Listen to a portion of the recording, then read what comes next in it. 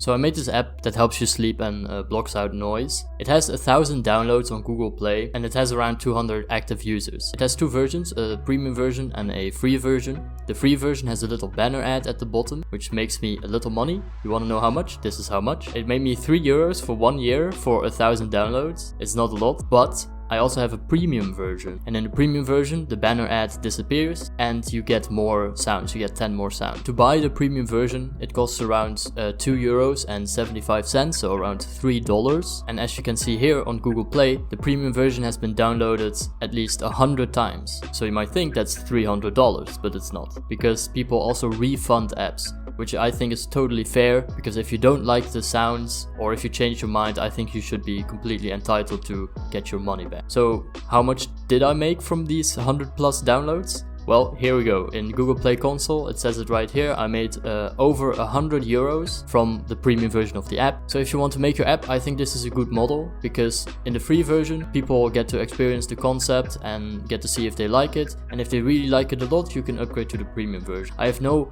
additional hindrances, no like ads popping up or something. It's just a little banner ad and a limited amount of sounds. So that's how much money I made from my app. Thank you. Subscribe, like, goodbye.